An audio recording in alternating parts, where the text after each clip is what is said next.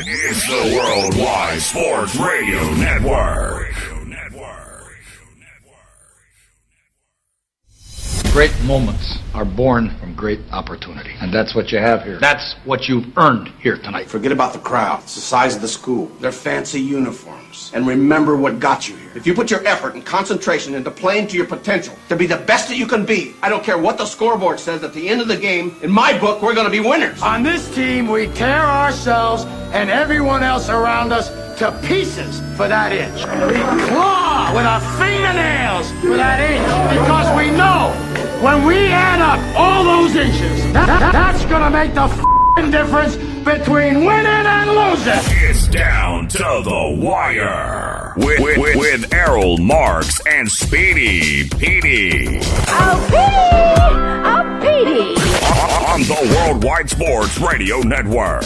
And we are back, ladies and gentlemen. This is Down to the Wire, and you are live here at the Worldwide Sports Radio Network. And remember, you can call us at 631-965-4990. And remember, you can follow us by going to our website at www.worldwidesportsradio.com.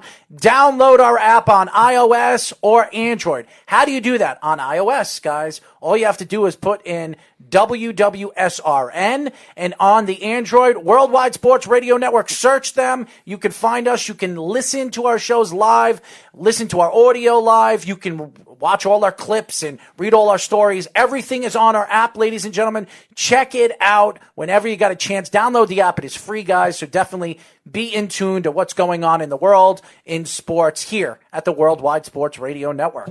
Mr. Speedy Petey, how are you doing today, my friend? A little better. I had some stomach issues yesterday, but feeling a little better. Going to the bathroom a lot, I think. Yeah, I'm feeling a little better. Are you more with the number 2s or the 3s every day?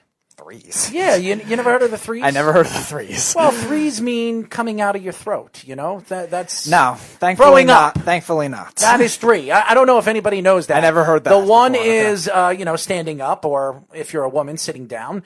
And as far as I'm concerned, you know what a number 2 is, a deuce. That I know. And as far as number 3s is throwing up. So, and if you want to go with number 4s, I don't really want to talk about that on the show, as you guys know. We have a lot to talk about today. We have a special guest, Cincinnati play-by-play announcer Tommy Thrall will join us at 6:30. We'll talk about all the different things that are going on in Cincinnati right now. Is there going to be a baseball season? What is his thoughts about the DH?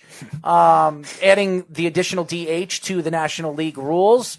And we'll get into the whole Trevor Bauer situation over there, because I watched Real Sports over the last couple of weeks, and they did a story on Trevor Bauer. So it's a very interesting story. I'd like to know what Tommy's thoughts are with Trevor Bauer now being part of the organization and the team of the Cincinnati Reds. So we will get into that a little bit later. But first things first, I want to get into top defensive players of the 90s. And I'm talking about all the sports. And I know a lot of people, and I know everybody is looking forward to PSO joining us on Thursday to do a debate hour, and it's going to be debate wars with us throughout this show, where we're going to be talking and debating all different topics in sports. So stay tuned for that. But this is really not a debate here. I wanted to get into, and I feel that defense is a dying position now. I really do. In professional sports and all the sports, hockey, baseball, basketball, football, it's all becoming offensive-sided sports, because offense puts numbers bring in fans and sell advertisements and sponsorships, and they think that is going to be a bigger draw for all these professional sports.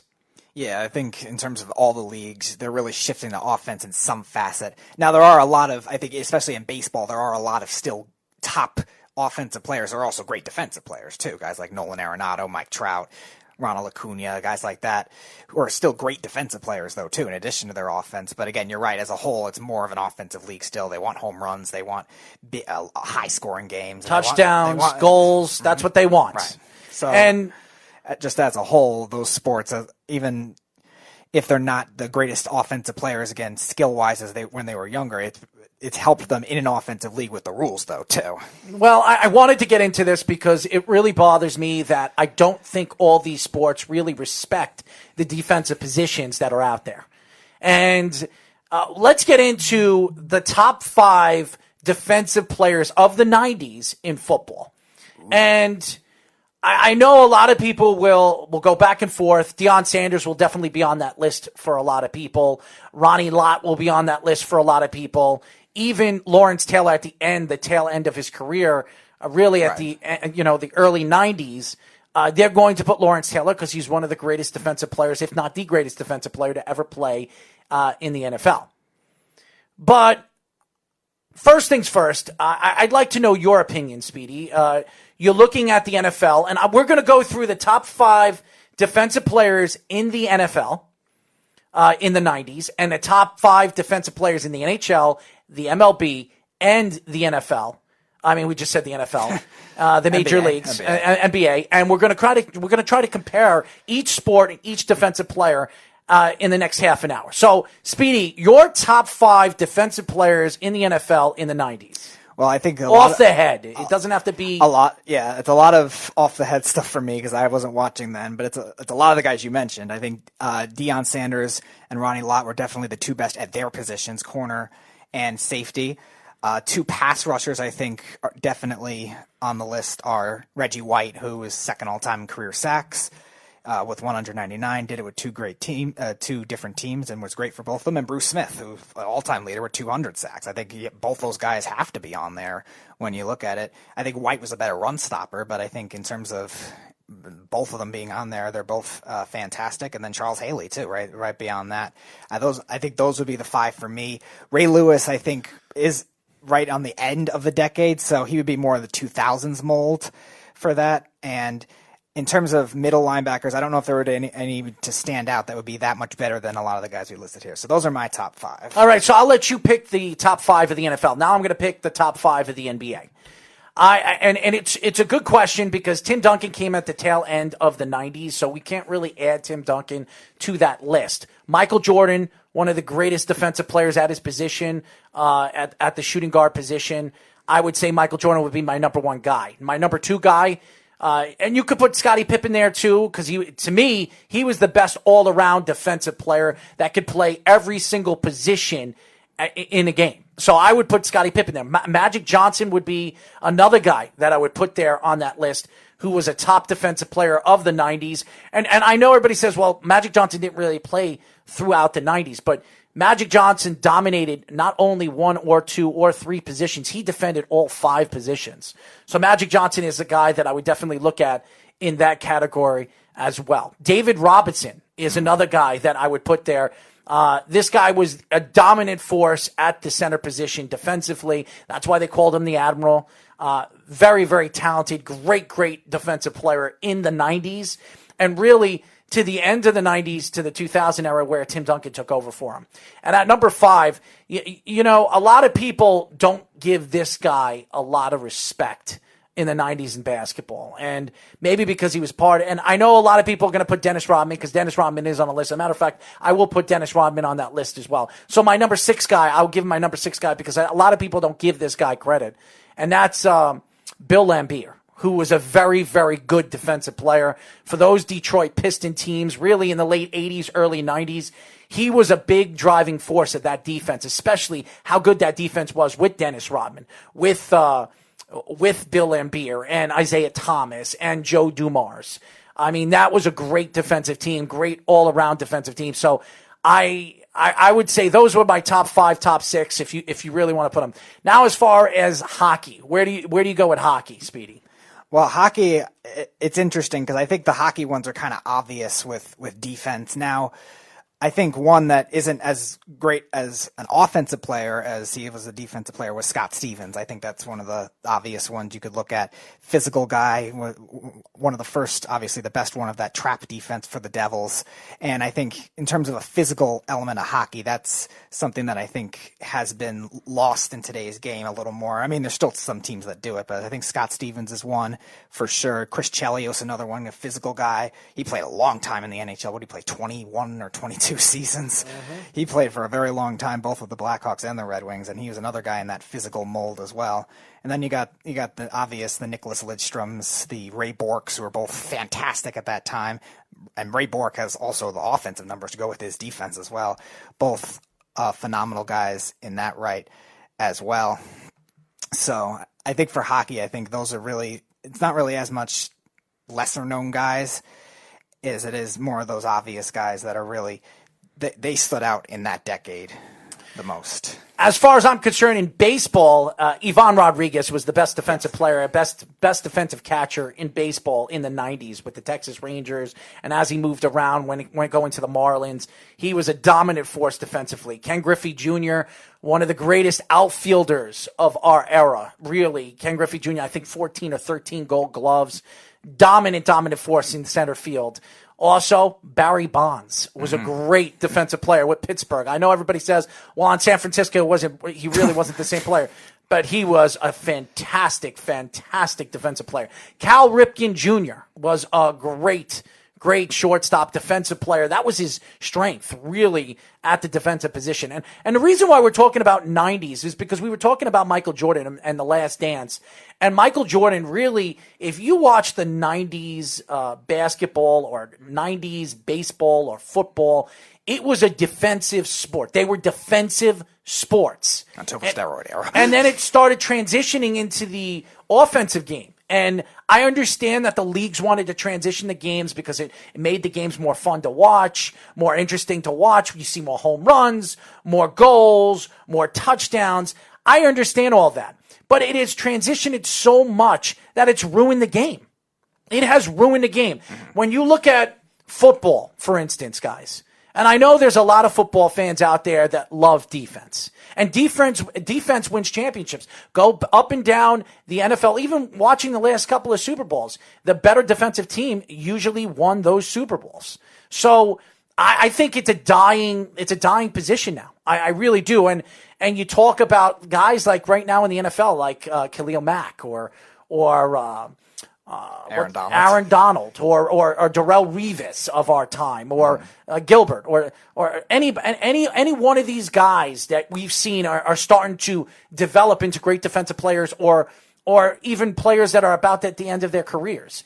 They don't get enough credit at their positions because everybody wants that high-flying wide receiver, high-flying running back, high-flying throwing touch base running quarterback like Russell Wilson. Right. They're not looking at the defensive style of game and how important the defensive style of game is to the NFL or the NBA or the NHL or the MLB. The other thing to look at with football, too, I think, is that there's a lot of defensive stats that are very deceiving. You could look at a safety, you could look at a corner and say, oh, this guy had 8 interceptions this year. Does that mean he's automatically the best corner in football? Not necessarily. It just means you're throwing it a lot. Same thing with tackles. You could be the league leader in tackles with 180 or something like that, like Barry Church was one year. Is Barry Church ever the best safety in football? No. So you have definitely instances like that. And then the other thing, too, is like you were saying, the defensive priorities in today's game, because it's such an offensive league, there's more top corners, which, again, the stats are not going to show that, but we know who they are. There's more, again, if you're not a pass rusher, you really are nothing in today's game. So it makes it a lot harder for that. And now we're seeing another shift. Versatile guys. Could that make a difference too? How could it not hurt the sport when defense is a big part of the game and the sport? A great defense creates a good offense. But I think a lot of these owners and a lot of these GMs are starting to transition into the offensive style of game. And I think it ruins the game and the fun of the game, and really seeing the depth of the position on how these players grow in their positions. The cornerback position is a very intriguing, important position, but the safety position now is developing into a specific position that a lot of NFL GMs are looking at, filling that spot more than the corners because the corners are too expensive to pay. So I understand how the leagues have tried to transition or change, and I understand the whole growth of the sport and trying to generate the millennials to watch the sport and try to drive more people to watch the sport. But again, it ruins the game. It ruins the speed of the game. And I think with these different rules trying to benefit the offensive side of the ball or offensive side of the puck or the baseball, it's not helping. It's not generating more fans through that sport. So I do believe it's all about the popularity of the players in the league. It's really not about the rules.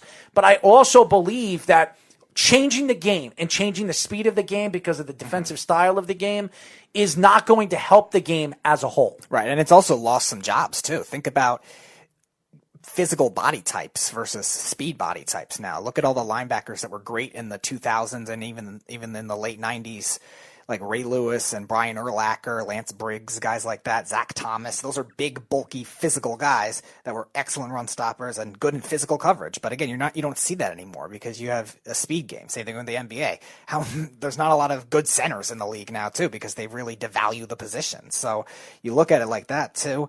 Hockey, it's a good mixture. There's some good defensemen left from that still early 2000s, mid 2000s that are still decent, but it's still more smaller speed now defensemen. Even the defensemen, and I'm sorry to cut you off because you never let me cut you off, but what really bothers me more than anything is now these defensive players in the NHL are becoming more offensive style of players than they are defensive style players. How many defensive players, top defensive players in the NHL right now are dominant defenders more than they are offenders at their position? There are not many of them. Right. It's really only a select few with guys like Pietrangelo and Carlson, guys like that, but that's really it. When you look at the veteran guys, a lot of the guys are either one or the other, especially the young players now. There are some young players that are great defensively, but they're not as good offensively, or they're really good offensively and still kind of raw defensively too. So yeah, there's not many of them now.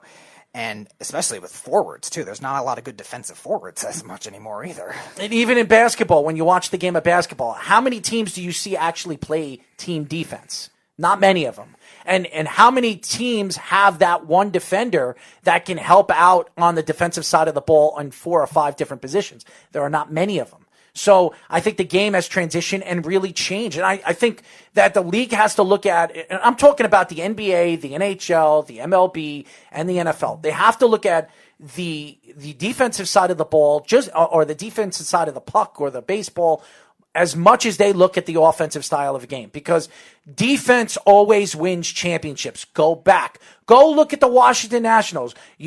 Pitching is a style of defense. It is a defensive side of the game. Now, if you don't have a top pitching staff, are you going to win a championship? Probably not. If you don't have that, you're going to have a top position player defense as well. We saw that with the Royals. They had a good bullpen, but their starting rotation wasn't anything special, and they had a top position player defense, historically good in terms of the infield. I think infield statistics in particular, they were historically good. And then the Cubs the year after, they had some good pitchers, but it was more, they still had that great infield defense. Baez, Rizzo, Russell, all fantastic defenders. We have Jeff on the phone. What's going on, Jeff? How are you, gentlemen? We are good, my friend. Hopefully you're not on speakerphone because we have problems hearing you when you are. No, not on speaker. But listen, I realize the team is going offensive. You're a little low, Jeff. You're a little low. I'm trying to get you on louder, but you're a little low here. Is that any better? That's better. That's absolutely All better. right. Yes. So I realize the game is going to more offensive style of game and everything like that. But how much of that is because, all the defensive players are getting locked up these days? DeAndre Baker and Ed Oliver and Cody Latimer. None of these guys are staying in the game anymore. They're all getting, DeAndre Baker went from being a lockdown corner to a locked up corner. He was never a lockdown corner in the NFL. He was iffy his rookie year at best. I'm just saying, all the defensive players are in jail now. So, of course it's an offensive league. No, I knew you were going to call up and say something crazy, but I will say this. How is that crazy? No, but because DeAndre Baker, to me, I don't look at DeAndre Baker yet as a top defensive player. And I agree with you that Lattimore, in the story that you heard about Cody Lattimore pulling out his gun and shooting his gun at innocent people because of a card game, and then saying that his 4-year-old son was raped, and that's why he pulled out his gun. I mean, read these stories. These stories are crazy that's going on in the world. And these athletes. I'm watching Oprah. I'm sorry? I feel like I'm watching Oprah. You get a gun charge, and you get a gun charge, and you get a gun charge. And you want to know something? On the defensive side. And I do want to get into this after our guest, and that will be Tommy Thrall, who's going to be joining us in a little while. And I do want to talk about all the stupid things that are going on since this COVID-19 has been really taking over the world, and these players and these athletes are doing stupid things on and off the field and on and off the court, which has been absolutely degrading for the sport and the growth of the sport, because now you talk about some of the growth of some of these young players like DeAndre Baker, like this guy Lattimore, and you look at what they're doing on and off the field. Do you really want these guys a part of your team, even if they come out not guilty from these charges? I don't think I would want Lattimore to come back. I don't think I would want DeAndre Baker. Even if the stories are not true, I want nothing to do with these guys, a part of my team, my organization, and my multi-billion-dollar team. Organization. Yeah. I mean, I don't want them. I don't want them to be a part of my organization. And there's one other thing. Speedy just said, unless you're a pass rusher on defense, you don't really matter in the league anymore. Is that what you said, Speedy? I said they don't prioritize it as much. I'm not saying it doesn't matter. I'm saying the teams are not going to prioritize it as much to give a good nose tackle money or give a good physical, not as fast middle linebacker or something like that money. I'm gonna use my team as an example here. How many good pass rushes did the Patriots have last year? One, really. That was it. Right. And who was the defensive player of the year in the league last year? Stephon Gilmore. But we never again downgraded the corners. Not a pass rusher. Right. We never downgraded the corners. We said they were the only exception to that rule, really. Not a pass rusher, and on a team with not much of a pass rush whatsoever. Corners are the future. That's why they're all getting paid. They're all bigger, faster, and stronger. You're not seeing 5'11" cornerbacks anymore. They're all 6'2" to keep up with all the 6'4" wide receivers. That's the way the league's going. All the failed wide receivers are now cornerbacks. Cornerback matters. It's such an interesting conversation when it comes to defenses in professional sports, because I think it does ruin the sport. It really does. I think a lot of these leagues, a lot of these commissioners or these owners are trying to hide the growth of what this sport has really turned into, over the years. When you talk about basketball, you talk about the Bill Russell years, you talk about the dominant defensive years of the 80s and the 90s of basketball, when basketball was at its highest point. It ruins the game, Jeff. It absolutely ruins the game when they're trying to really make, the defensive side of the ball disappear. And I understand people want to see goals. People want to see touchdowns. People want to see home runs. I understand all that. But to me, it doesn't help the sport when you're trying to hide one of the most important positions of the sport on what the sport was really built to do, going from defense to offense and offense to defense. Right, but people have no appreciation for defense now anyways, right? Because for sure, most of the sports are gone offensive because, people want to see touchdowns, people want to see scoring and things like that. But you know what? When you get a great defensive football game, again, I'll throw my team in there. Look at the Patriots when they beat the Reds.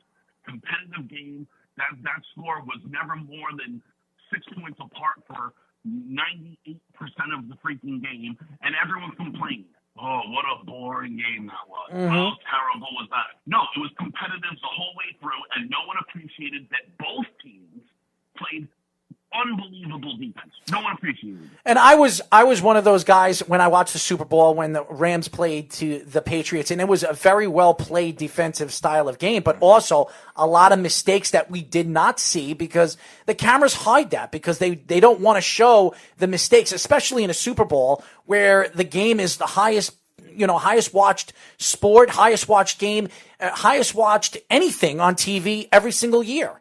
So I understand what you're saying. But the whole performance was just underappreciated. In that year, you had the number one offense who averaged 33 points a game that was held to 3 points. That's a defensive masterpiece that was thrown out there that no one, it was like an afterthought giving that compliment. It was like, oh, yeah, okay, they played good defense, but what a boring game. Mm-hmm. That's what they said about it, right? Yep. So no one wants to see defense. That's why they're changing the rules, because fans, for whatever reason, hate defense, and they would rather see 95 to 94 than 13 to 3. It's crazy. I disagree. I want to see better defense. I want to see more aggressive defense, and it opens up the game because then you really see how good these offensive players really are.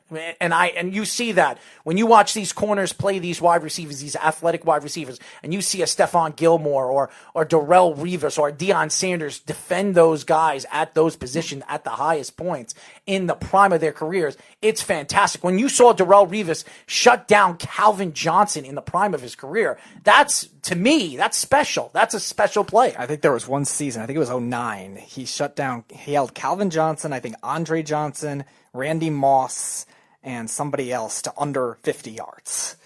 It's just... But what percentage of the population, right? Just take a guess. What percentage of the population do you think sat there that watched that? Because everyone watches the Super Bowl. And whether you like the Patriots or hate the Patriots, that's neither here nor there either, right? But how many people do you think watched that Super Bowl and went, oh, my God, what a boring game. This is terrible. A lot of people did. I was one of them. But actually appreciating the game after watching it again on the NFL Network, you have to appreciate the defensive style of ball. But you also have to watch the bits and pieces of the game that you could say it was very sloppily played. It was sloppy play. The offensive style of game, especially at Goff. And I don't want to get into the Super Bowl, but Goff played terrible. No, I'm just using that game as the example that people want to see offense. And, because when they do see great defense, because both of those teams played tremendous defense. The Patriots that year had a pretty good offense, and the Rams were the number one offense that year. Right? And all of a sudden you had a defensive battle, and no one wanted to watch it, and everyone complained about it. Right. Well, Jeff, definitely call back because we have Tommy Thrall going to join us in just a few minutes.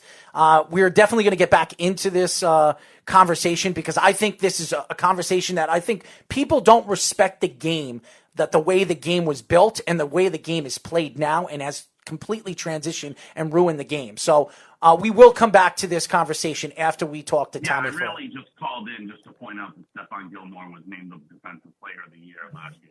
Oh, it's fun to do that. Thank you. And just to point out that the Jets never have any player of any side of the football ever from Big State. Well, that's not true. They had Darrell Revis. So, anyways, Jeff, call back after Tommy Thrall, please. He hung up already. There you go. When we come back, Cincinnati play-by-play announcer, Mr. Tommy Thrall. You're listening to the Worldwide Sports Radio Network. You're listening to Down to the Wire on the Worldwide Sports Radio Network.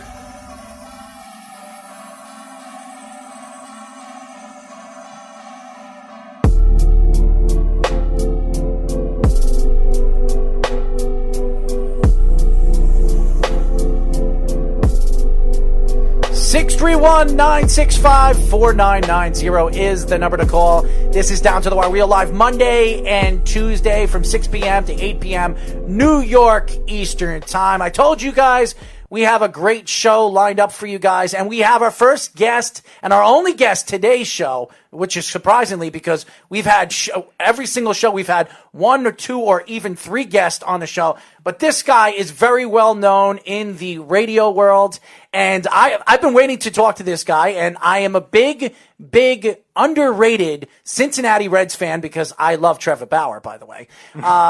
We are now going to be talking to radio announcer Tommy Thrall. What's up, Tommy? Hey, how are you doing? I'm good, my friend. How are you? Hey, hanging in there. It's been really rainy and gray in Cincinnati for the last few days, so I'm hoping the sun will come out at some point, but the forecast doesn't look very promising. So you're feeling gray? I guess.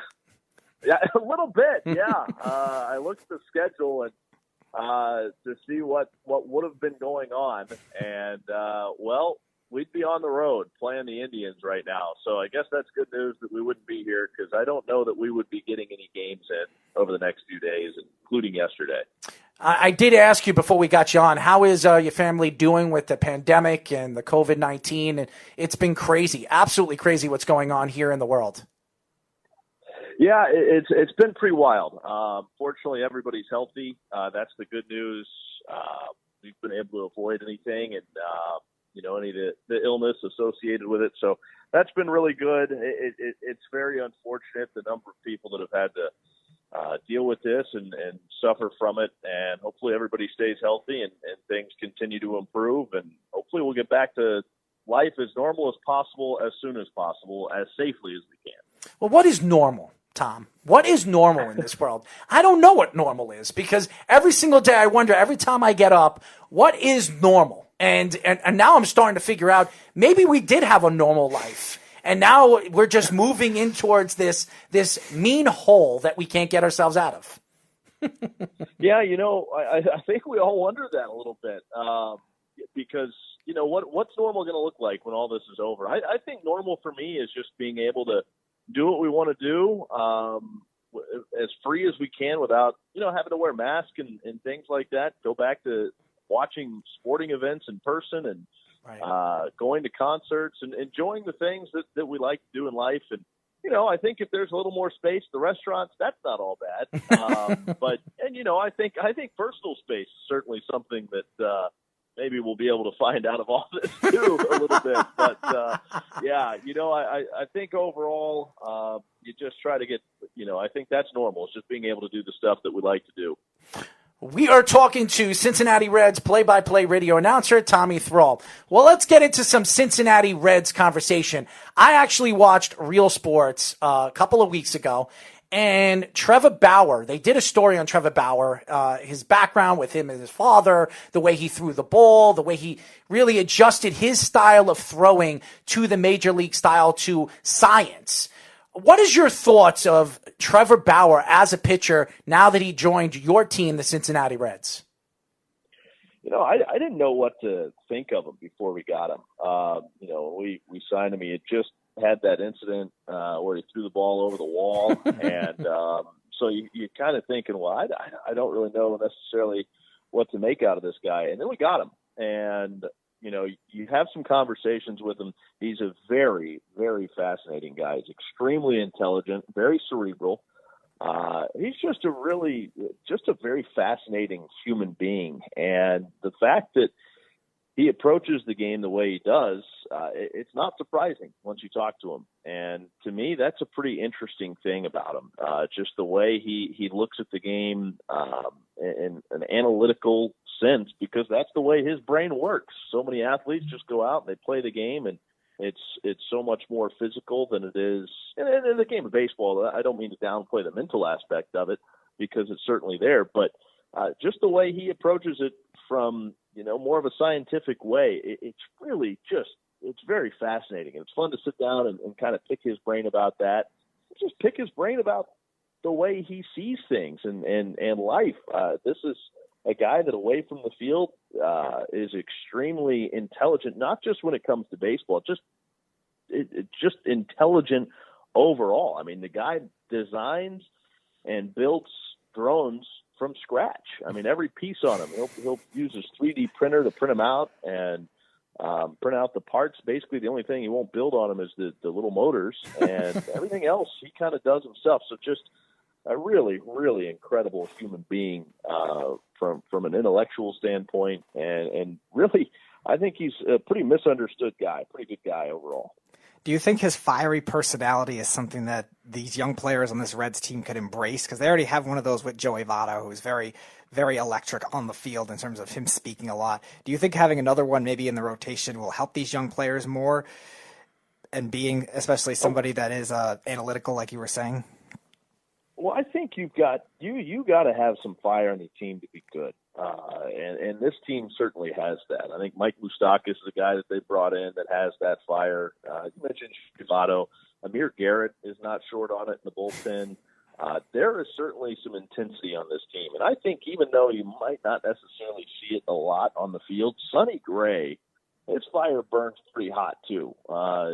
So there's certainly some guys on this team that have that fire, and Trevor Bauer fits in nicely with that. His might be a little more outwardly displayed more so than some of the other guys. But I think he's a great fit in the rotation just because he's a little different than some of the other guys we have in the staff. So It's nice. You don't want to have 5 guys that all give you the same look. Trevor Bauer certainly gives you a different look. And, I think he's a good addition.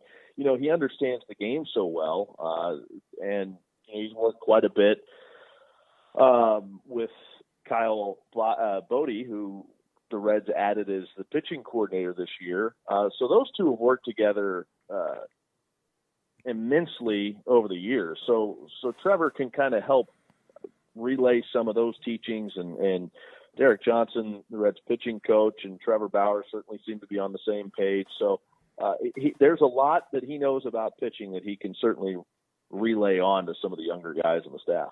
We are talking to Cincinnati Reds play-by-play radio announcer Tommy Thrall. You were just talking about Joey Votto and some of the veterans on this team, Sonny Gray, who played for the New York Yankees. It didn't work out with the New York Yankees, but he went to Cincinnati, and he played pretty well last year.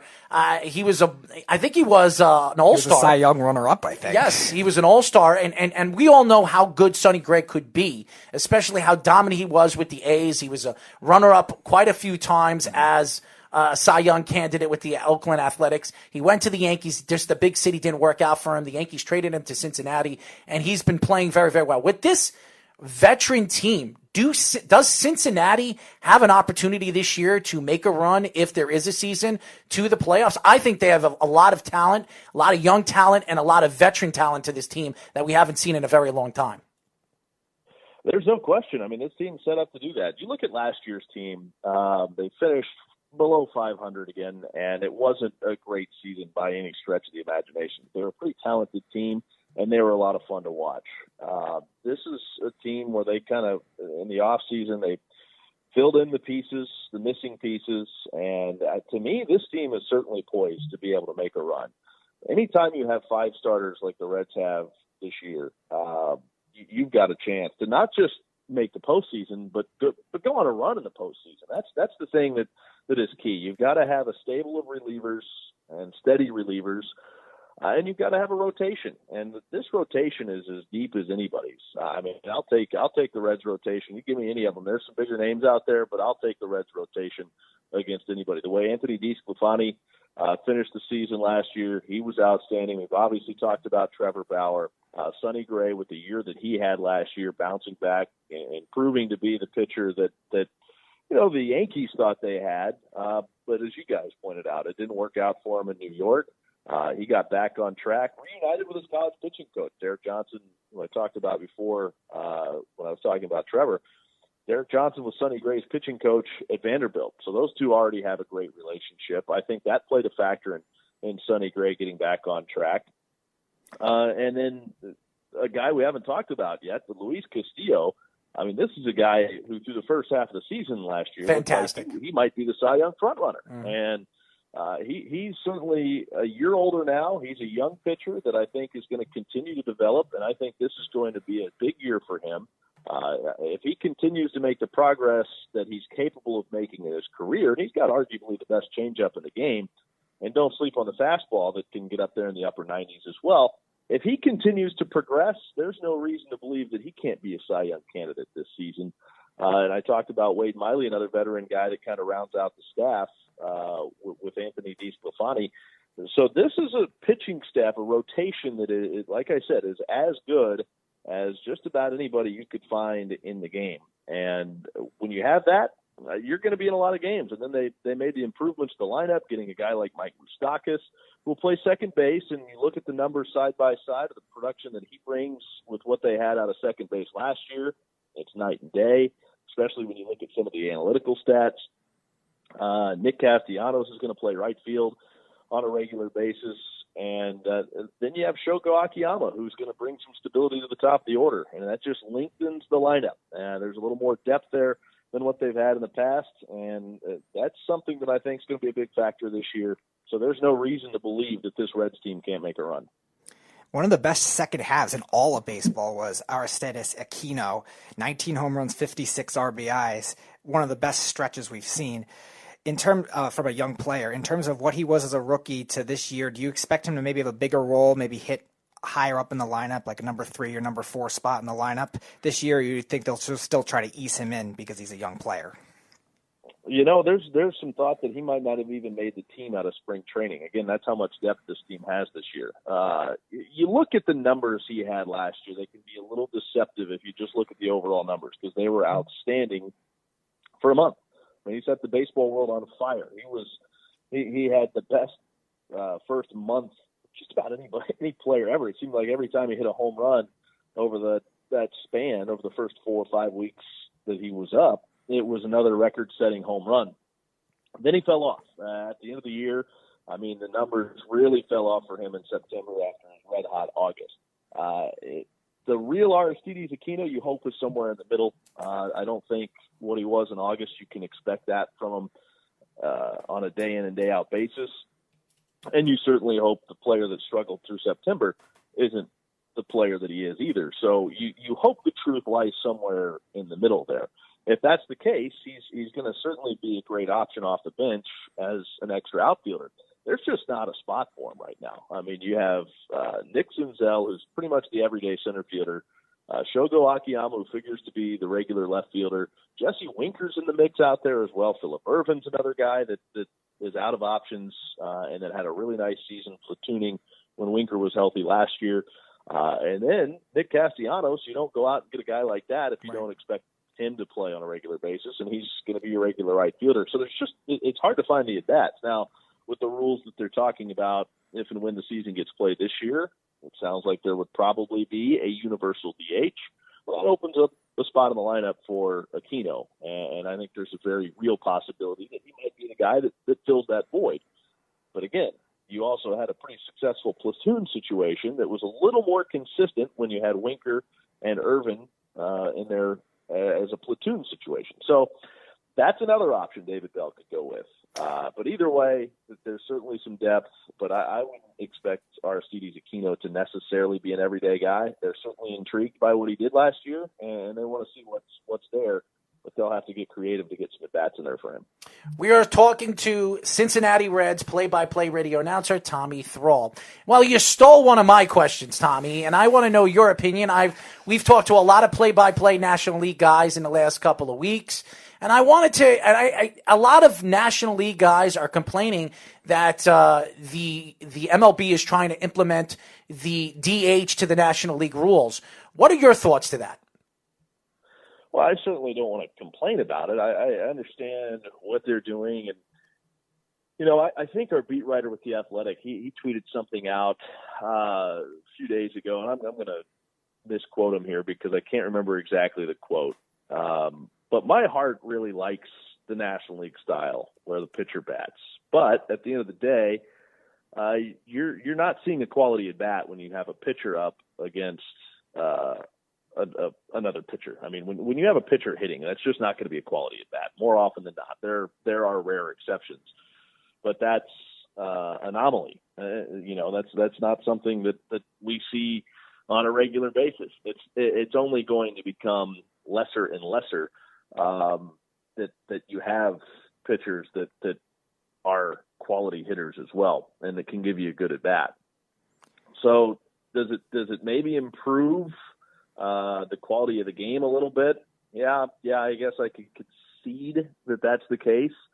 Does it take away some of the strategy in the game? Yeah, I think it does. And I like the way the National League styles play, to tell you the truth. I love it. And so I hate to see that go, but I think it's just something that, regardless of how you feel about it, you need to learn how to accept it, just because I think one way or another it's coming. It's kind of a tough reality for me to accept, but it is what it is. And I think, I grew up watching American League style baseball, and, I work in the National League now, and I certainly enjoy both styles of baseball. The game's great either way you have it. So it's tough, but I think it is something that's coming whether we like it or not. One thing I've argued with that whole subject is it's going to change a lot of World Series strategy because there's all of these interleague play now, and because of roster construction as a whole, too. A lot of rosters, like you were saying with the Reds, are very deep now where they can move different guys in. So do you think that'll impact in terms of World Series strategy, in terms of what they could do, being there's a lot of differences, like you were saying, between the National League and American League strategies?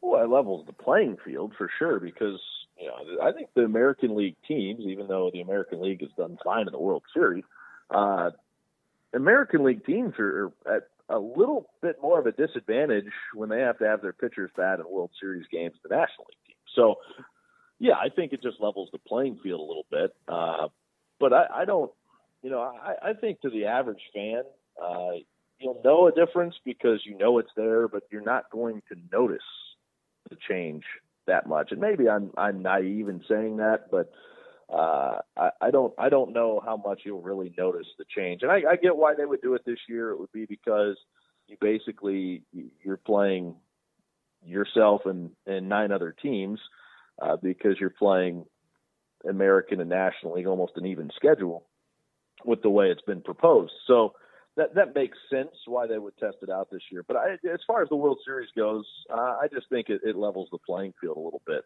on that stage.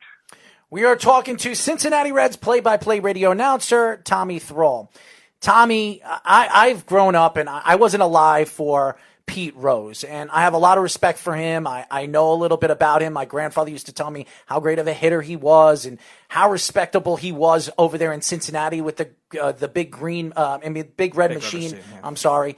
And with Johnny Bench there and Joe Morgan and even the young Barry Larkin, coming into that team and really the growth of that team and that organization as a whole. To me, I think it's wrong for what the league has done to Pete Rose. What you've seen with the Astros and how Rob Manfred really didn't cut down and lay the hammer on the Astros. Why, in your opinion, why is it that the league is still laying the hammer on Pete Rose? Well, I couldn't tell you why. I think the one thing that stands out to me, and I guess maybe this is why, is just because it's one rule, betting on baseball. It's been made very clear. There's no gray area. It's plastered in every clubhouse, even all the way down to the minor leagues. And so there's no wondering about how wrong it is. It's very clear. It's cut and dry. So maybe that's the reason.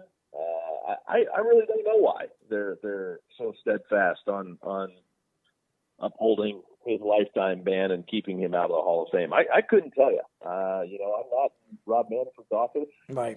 But I think the play speaks for itself, and the player and the career that he had speaks for itself. He just made such a big impact on the game, and with the Hall of Fame being a museum that honors the history of the game, boy, it's hard to just leave that out of the Hall of Fame and leave a guy that's career is that significant to the game of baseball, leave him out of the Hall of Fame.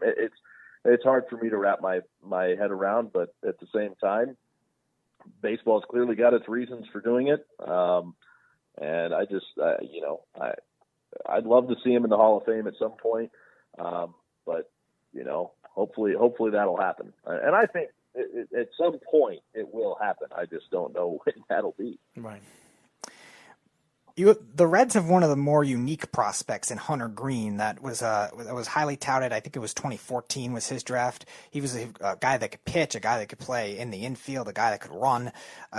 What have you seen in terms of Green, in terms of maybe the little bit of time that you've seen him when you were broadcasting in Double-A, and also what role do you think he would play on the Reds, who are already a deep team as it is, when he does come up either this year or maybe next year? Well, I think he's still a ways away. This is going to be a big year for him because he's still got to recover from Tommy John surgery. He missed all of last season. He wasn't going to be back really until probably right about now this season. And he hasn't played above low A Dayton yet. So he's still got a long ways to go. He's certainly got an electric arm. He'll be a pitcher now. I mean, he was, when he was drafted, it was more of a two-way player. I think you'll see him stick to pitching at this point. But he's certainly an exciting prospect. But first things first, he's just got to get healthy. I had a chance to talk with him. We do a Reds caravan every year, and we travel around to cities and towns throughout Reds country. Excuse me. And he was on my leg of the caravan, and he was just such an engaging young man, very bright, really intelligent, and so I think the world of him as a person, and I'd like to see him have success on the field. The talent is certainly there, so now it's just a matter of how does he come back from Tommy John and see where his career goes from there. But he's certainly got a bright future, and Reds fans are certainly excited about him. And by the time he gets to the big league level, it'd probably be, if he's there next year, if he's here in Cincinnati next year, that will be a pretty fast progression for him. And so I think, I'm not saying it's out of the realm of possibility, but it's possible he'll lose a year of development this year if the minor leagues don't play. You certainly hope that they will. But if that happens, how's that affect his development? So it might be a little while before we see him, and who knows what the rotation will look like at that point. You mentioned this guy earlier, Nick Senzel. He was a top 10 prospect in baseball at one point, and the Reds' top prospect. He was kind of up and down. He had some minor league options, then he had some injury issues, but he also is very versatile, which is interesting. You mentioned you think center field is a likely spot for him. Do you think that's going to be something he plays all season? And also, do you think, can he make this the year to be a big leap for him in terms of what he was supposed to be as a prospect? Well, there's no question he has the talent. That's not a doubt in my mind at all. We saw him last year play a very, very solid center field. If you saw him out there, you would have no idea that it was his first time ever playing center field. He did a really nice job. He's an excellent athlete. He was a shortstop in college a little bit. So was drafted as a third baseman, had played some second base, has even played a little bit of shortstop, and then he got moved to center field. So he's been all over the place, and that versatility still exists for him. I think if he moves back to the infield for whatever need might arise, that would be a pretty natural transition for him. But he's the team center fielder. There's no question about that, and he's certainly capable of playing defensively Major League center field. I would almost say that it's funny to say this about him because you only say this based on the limited sample we had with him last year, but that is the question for him. And the reason I say that sounds silly to say, I saw him in the minor leagues coming up, and this is one of the best pure hitters I saw come through the Reds minor league system in my 7 years with one of their affiliates. I still don't think that that's much of a question mark for him. I think he'll hit at the major league level. I think he'll be a very solid hitter at the big league level. And like I said, I think he's going to play a good center field. The question is, can he stay healthy? That's been something that's plagued him a little bit over the last few years. And I know he's hungry to prove that he can. He had surgery on a torn labrum over the off season. So he was still working his way back from that in spring training. Now it looks like he'll be healthy when the bell rings, if and when the season gets started. So that's some good news. But he's out to prove that he can stay healthy throughout a full season, and the Reds certainly want to see that. And if he does, yeah, I think he'll be the prospect that the fans are hoping for. We are talking to Cincinnati Reds play-by-play announcer, Tommy Thrall. Last question for me, Tommy. The growth of Cincinnati and the Reds organization, their farm system, this has been a team that has really starting to rebuild with their veterans and their young players. They have one of the best farm systems in baseball. A lot of their young players are starting to come up, like we were just talking about. Do you think that this Cincinnati Reds team are built for the future? Do you think that this team could win consistently now with some of the young players and the veteran players that they have with their organization? Well, that's really hard to say.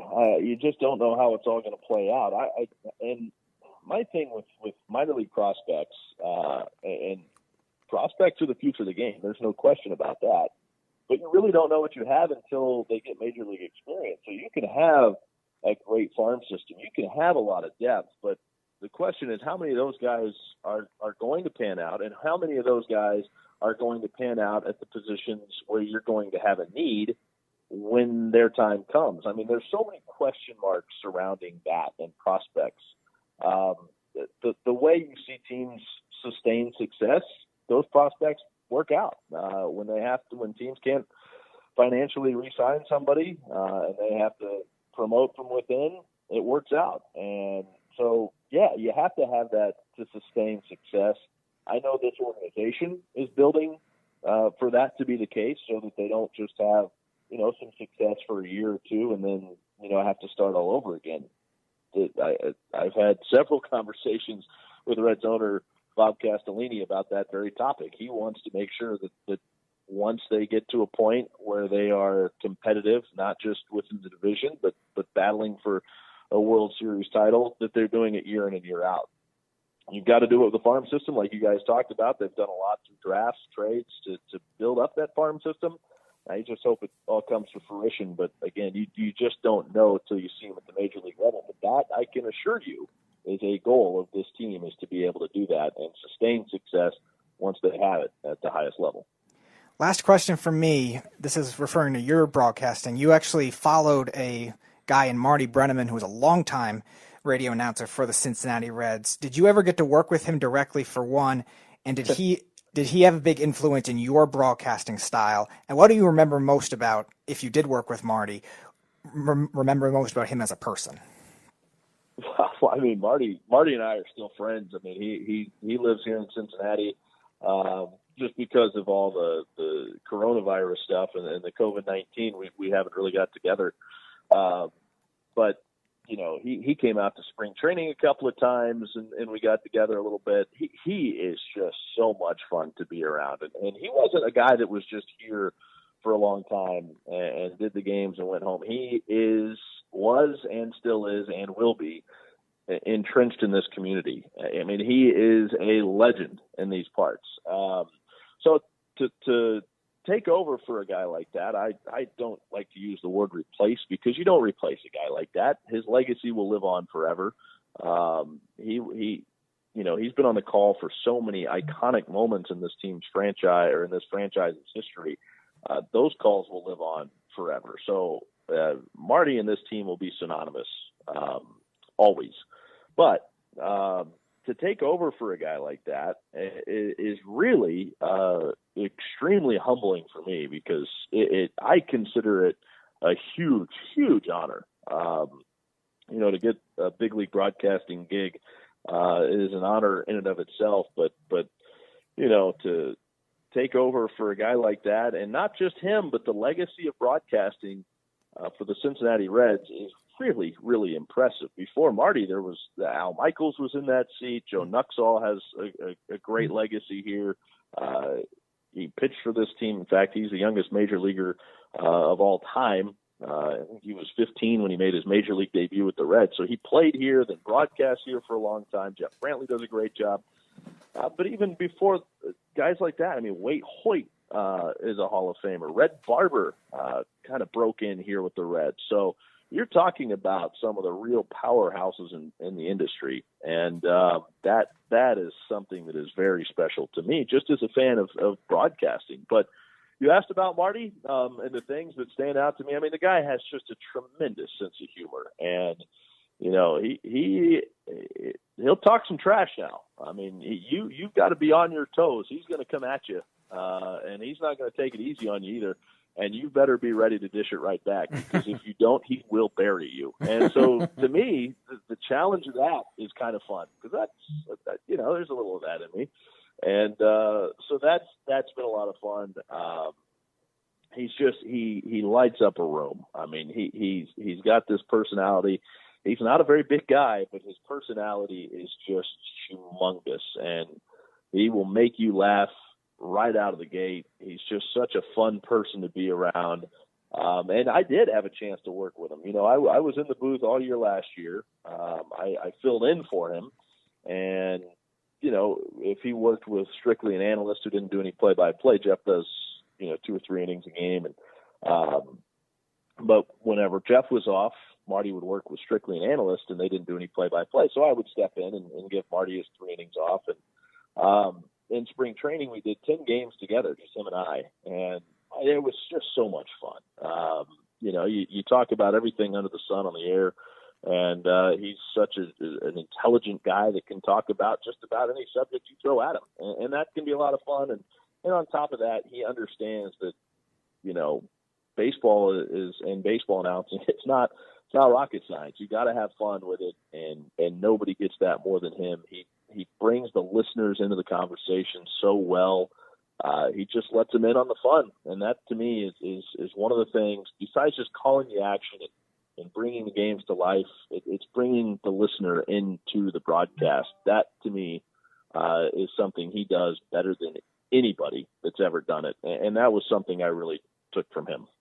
Tommy, before we let you go, have you been watching the ESPN Last Dance, the 98 Bulls championship team?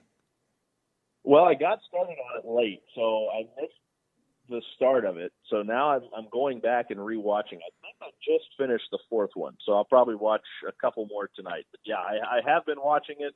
It has been just an incredible documentary, and it just that team. you talk about a dynasty. That Bulls dynasty is about as good as it gets in sports, isn't it? Absolutely. I don't think anybody realizes. Some of the young kids don't realize how great Michael Jordan really was and how dominant he was in a game where I thought the 90s basketball, the NBA in the 90s was, to me, the best basketball I've seen, and I was born in 1982. Well, it's incredible when you look at the fact that Jordan understood that he couldn't do it by himself. He relied heavily on the pieces around him. The thing that has stood out to me is I didn't realize how much of an impact Dennis Rodman had on those teams.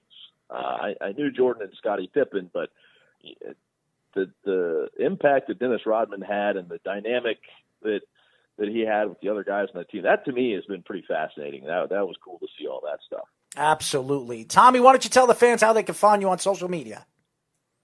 What's that now? Why don't you tell the fans how they can find you on social media? Well, Twitter is probably the best way to find me, and it's just my name at Tommy Thrall, so shouldn't be too hard to track me down. And yeah, love to hear from you. Absolutely. Tommy, I would love to get you on if there is a baseball season, where we can only hope. And I did have a lot of other questions to ask you, especially with the Houston Astros, but I know you got to go. We kept you on a little bit long enough, but we would love to get you on if there is a baseball season. We would love to talk Reds baseball with you. Sounds great. Count me in. Awesome. Thank you, Tommy. Thank you, guys. Enjoyed it. Take care. Tommy Thrall, ladies and gentlemen, the play-by-play radio announcer for the Cincinnati Reds. Great interview. When we come back, we're going to get into some NFL, NBA, and MLB conversation here on Down to the Wire. It's the Worldwide Sports Radio Network. You're listening to Down to the Wire on the Worldwide Sports Radio Network.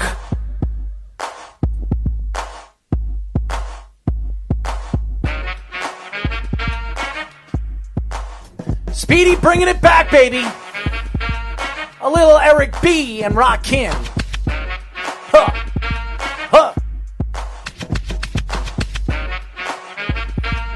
631-965-4990. A little rapping over there. As you guys know, this is Down to the Wire. We are live every single Monday and Tuesday from 6 p.m. to 8 p.m. New York Eastern Time.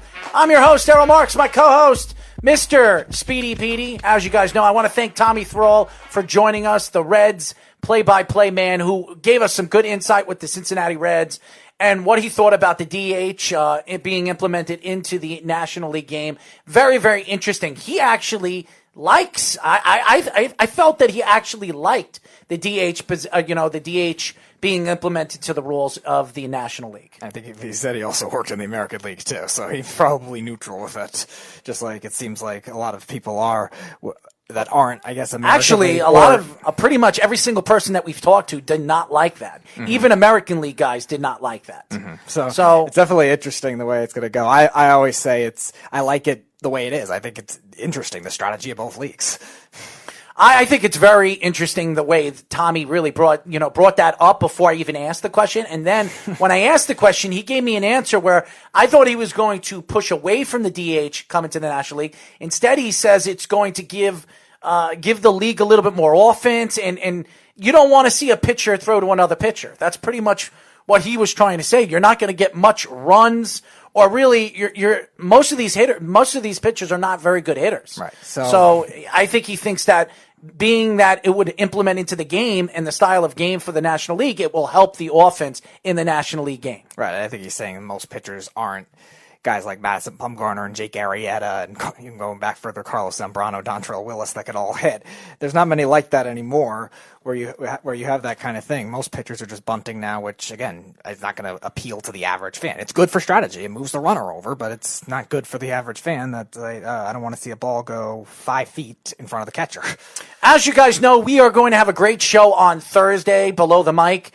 We're going to have PSO joining us. We're going to have Debate Wars. The whole show is going to be based on debating us versus them, the Worldwide Sports Radio Down to the Wire versus the PSO media organization. It's going to be really, really fun. We're going to debate so many things right now in sports, from basketball, baseball, and football. It's going to be really, really interesting. You're going to have different topics, but really different age groups of, because you're 24, 25, Speedy. I'm 38. A lot of these guys that we're going to be arguing with on Thursday, Rob Mason and his partner, it's going to be, they're in their 20s too. So it's going to be very interesting. And plus, we're not going to go into the 90s. They wanted to stick in the 2000 era all the way to now. So it'll be really the last 19, 20 years of professional sports, from baseball, basketball, and football. So if you guys like debating, you like arguing, and you like back and forth banter, this is the show to listen to. This is the show to watch. I think you guys are going to be very intrigued and really amused and really entertained by the different thoughts of different analysts talking about sports and debating certain topics. So I'm looking forward to them joining us here on Below the Mic. So going back to what we were talking about before we talked to Tommy Thrall is the defensive style of game, and really how defense has really changed in professional sports. And I think, and Jeff called up and he started bringing up his Patriots situation. I don't really care about trying to compare teams and their defenses and all that other stuff. I'm looking at the leagues and how the transition of the game hurts the game as it grows in the future. Because to me, and I say this over and over again, a lot of the parents, especially, I'm not a parent yet, and I had no thoughts of being a parent yet, but there are a lot of parents that are teaching their kids the wrong way, the wrong style of way of trying to grow them into the sport. A lot of these parents, they want to teach them hitting. They want to teach them shooting. They want to teach them throwing the football and catching a football. Right. They're not teaching them the defensive style of game, the team defensive side of the game, where that's what builds the team game. Basketball, to me, is a team game when you play team defense. Team offense, really, you pass the ball on the perimeter once or twice and you shoot the ball. It's become a game of really, there's no triangle offense. It's no passing the ball to the perimeter. And even the teams like the Houston Rockets that you see with the Mike D'Antoni offense, it doesn't work. It doesn't work. And you could see the Rockets will never win a world championship because they don't play defense. They don't play team defense. Look at the good teams this year in the NBA. Look at the Milwaukee Bucks. Look at the Lakers. Look at the Clippers. Look at all the top defensive teams in the league. Toronto. They're all defensive style of teams. But as you see, the game has transitioned. They want to open up the game. They want to shoot more. They want to get more threes. That's why the 3-point with Steph Curry and the Golden State Warriors and the Bash Brothers, whatever they call themselves, the Splash Brothers, they call themselves. It's changed the game, yes. But has it changed it for the better? To me, it hasn't. And it's also different now, too, because you're seeing from what the Warriors did originally with those dynamic backcourts, like we were saying, the Splash Brothers at that time, to now we're seeing a lot of big guys that could shoot threes now, too. It's not just we have to have guards, we have to have all good backcourts. It's now become where big guys could shoot threes, forwards could do really everything, point forwards, passing the ball now are a big key just because that's the way it's going now. Guys that play like guards but are also big too is also something that's changed the game. And you're seeing the Lakers, you're seeing the Clippers do that, Milwaukee, teams like that do that with guys that can move the ball everywhere. It's to me, it ruins the speed of the game and it hurts the speed of the game. And I understand how the transition of the game helps the millennial fans really concur to the social media world and to the YouTube and all the different things that you have control of now using your computer. It doesn't help the game in my eyes, even as a guy that's 38, middle-aged guy who has been following the new different styles of the game, just grow the game as a whole in the new era of basketball, baseball, hockey, and football. I don't think it has benefited the game that the game has changed defensively. So I think that needs to be figured out. And I think the leagues need to understand, as good as and as important as the quarterback position is, you cannot baby the quarterback, where you cannot let these defensive linemen who are taught at a young age to go after the quarterback and hit him however way you can hit him. So now all of a sudden you can't hit him below the waist. You can't hit him above the neck. I mean, where could you hit him? It's really mainly just the middle of your body at this point, because one end you got leg injuries. You could be like RG3 or Joe Theismann or anyone like that, and the other one you're going to have concussion problems, which we know how that has been a bad look for the NFL. And they didn't. And when Joe Theismann got hurt in the early 90s, nobody even cared about that. Why all of a sudden, with Tom Brady, Peyton Manning, Drew Brees, all of a sudden they're trying to bring different rules to the game that hurts the game, hurts the players, doesn't really benefit some of these defensive players that you're paying millions and millions of dollars to, and they can't really lay the smacketh on these quarterbacks that, to me, they need to be shooken up at the line of scrimmage. They really do, because if you're giving them enough time and enough breath, they're going to be able to dominate the game. Does that help the game that the defensive players can't do their job? It doesn't. It doesn't help the game. It slows the game down. And to me, you want to speed up the game. You want to make the game better. So I think the leagues need to transition and change the way they make these calls or make these rule changes. It doesn't help the game. Yeah, the rules, I think, are the biggest thing. I don't know really with baseball, but in terms of the other three sports, definitely the rules of the game. More penalties. Baseball rules. Look at the baseball rules that they're changing. They want to bring in electric, or whatever they call them, electronic umpires and but stuff like that. Is that necessarily going to favor the hitters, though? No, but they think it's going to speed the game, and it's not going to speed up the game. All right. It's not. That's what I'm saying. They think that by doing this, it's going to speed up the game and make the game faster. It's slowing the game down. That's what I'm saying. That's what people are not understanding. You want to speed the game up. You want to add more offense to all these style of games, from baseball, basketball, football, and hockey. But what you're doing is hurting the game and hurting the growth of the game, or really the way the game was built.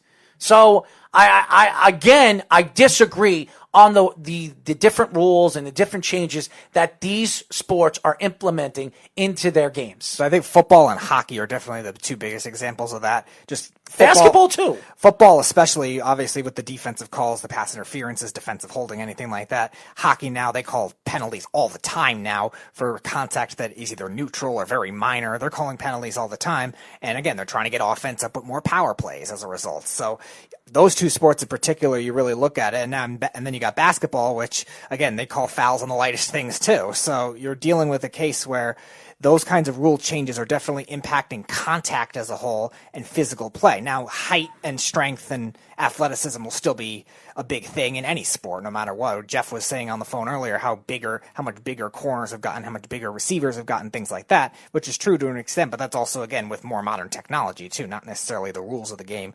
benefiting offensive players like they clearly are. You see it in football, especially with the way they're trying to give automatic first downs to extend drives. Extend drives, get more points. So it's, as a result, really hurting the defensive player as a whole and making it a lot harder for them. And I give them credit, the ones that are succeeding in this modern era. Well, I want to get into this Barstool conversation, and I'm not a big Barstool fan, Barstool Sports. I know a lot of fans follow them, follow the fact that they run the media world with their crazy, stupid posts where they're getting stupid audio or stupid videos from all different parts of the world. If it doesn't have anything to do with sports, it has something to do with sexual, drinking, or whatever the heck they do over there. And listen, some people do follow their shows. I'm not one of those guys. I don't listen to their XM radio show, but they're the talk of the town. And Dave Portnoy, who is the owner, CEO of the organization, he has been really out and about really since this COVID-19 has come out, and he's been the prize of banter talk in sports radio. And besides the fact that he spent or he donated $250,000 to sit and watch a Monday Night Football game with Roger Goodell and ask him questions, which that will never happen because I don't think Roger Goodell is going to give him any information that he hasn't given to the public yet. He's been linking himself up not only into the public eye but throughout the sports eye. But this story that just came out recently in the last 24 to 48 hours, Barstool has a show called Call Her Daddy, okay? And I want to get Speedy, I want you to go look up this, Google this, and try to get a video of some of the stuff that these girls talk about on their show. Now, I understand Barstool Sports is really their own media company and really their own, I guess you could say, their own brand, okay? And I'm not going to put down Barstool Sports because I know there's a lot of fans out there that listen to us and that have a lot of respect for what Portnoy does and how he builds his product out there, not only with his shirts, but with his personality and what he tries to structure his commentating or of his shows, of his podcast. But this story coming out is pretty silly. And I'm going to read this story a little bit off to the fans over here because if you don't know the story, I'm going to tell you the story pretty quickly. This weekend, the Post reported that there's a battle between Barstool Sports and the co-host of its raunchy Call Her Your Daddy podcast had become one of between women themselves. On Sunday night, Barstool founder Dave Portnoy took over the Call Her Daddy podcast and dropped a blockbuster episode in which he confirmed that the Post reporting laying bare the guts of disagreement and revealing how he told co-host Alexandra Cooper via text message, "In my 17 years of doing this, I have never dealt with anyone unprofessional and disloyal and greedy as those two women." Cooper and co-host Sophia Franklin haven't recorded an episode since April. It's since been revealed that the two were trying to break their Barstool contract to take on television and book deals potential worth millions. Hold on one second. The Barstool honcho recapped his entire relationship with the duo, saying he discovered them via Cooper's Instagram and offered the woman a 3-year deal. Initially, the two didn't want to give up the brand's intellectual property, including the Call Her Daddy name. When they learned there was no deal without Barstool owning the brand, the women relented and signed a contract which paid them $70,000 annually each plus bonuses. The podcast was instant success and a bigger than Portnoy wildest dreams, bigger than what he thought it was going to be, and he gave them a raise 6 months into it. After the first year, Cooper, who edits the show, pulled $506,000 and Franklin received $461,000, he said. The podcast was an instant success. They went from unknown talent to each making close to $500,000 a year. Portnoy says claiming that the women leaked to the press that they were underpaid. A few months ago, when the duo wanted to renegotiate their contracts, their lawyer sent Barstool a list of demands, including $1 million guaranteed for each of them, according to Portnoy. They no longer wanted to be Barstool employees, and they wanted 50% of all the money earned from the brand, including merchandise and ads, and they wanted to own the brand. What did we get in return? Nothing, said Portnoy, who cut off negotiations. That is when they started shopping Call Her Daddy around, looking to go somewhere else and break their contract with us. He added Barstool's stance was if you guys take Call Her Daddy and go somewhere else, we're going to sue the F out of you. So I do want you to hear some of the stuff that they talk about on this show before we get into this, because to me, this is a crazy. How do you put a show like this on a sports radio network? Go ahead, Speedy. All right. 5, 6, 90, 12, 500. Hey guys, it's Alexandra Cooper. It's Sophia Frank. All right, Barstool Radio. Now we have the Call Her Daddy girls in here. I know the size of every single guy's dick in this office, and I've never seen it with my own 2 eyes, but I know. How do you know you're right? It's like a woman's intuition. I'm going to say Big Cat is very small. Hey, I'm going to say Slay Queen, Cheat Queen. That's the motto this 2019. Slay Queen, Cheat Queen. Hey, you're not cheating, you're not trying. Cheater be cheated on, motherfucker. We're here to teach you how to cheat. Or how to catch a cheater. We play both sides on Call Her Dad. Speedy, I wanted you to keep playing it, but okay. Exactly. You can shut it off, cheating. Speedy. When I tell you to shut it off, you can shut off. When I do this, shut it off. I want people to understand that this is not sports radio. This is not going to, and I understand sex and drugs and sports and music are the 4 or 5 hot topics right now that people want to talk, and politics, of course, which we don't want to get into. But these two ladies, and I understand they're on Barstool Sports, and it's a very popular show, and a lot of guys love them. They have over 1.4 million people that listen to them and follow them on social media, and I understand that, and they're making a lot of money doing what they're doing. How do you professionally try to sell that? I know everybody's going to say, well, Howard Stern does it. Howard Stern is not under Barstool Sports. Howard Stern is under his own logo, his own brand. Howard Stern. Okay? Barstool Sports. That has nothing to do with sports. Nothing to do with sports. Now, the fact is that these two ladies want to make their money. They want to grow their brand. That's fine. That's great. Why are they doing it on a sports radio podcast where there is really no sports being talked about? And that's the problem with me. And I'm not taking shots at Barstool. I'm not. I understand they're a brand that's trying to sell a product.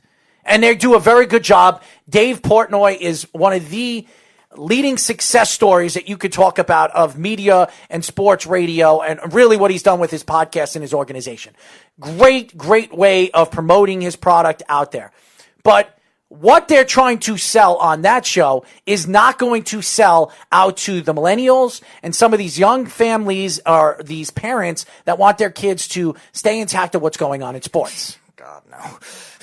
So I understand, and the stories I was listening to this morning, there was a lot more in depth with this, that both ladies, Franklin and Cooper, are not even talking. Mm-hmm. And that one of them, I think it's Franklin, that is dating somebody or engaged with one of the executives of HBO Sports. Right, executive of HBO Sports. What's his name again? Nelson? It was Peter Nelson. Yeah. Peter Nelson.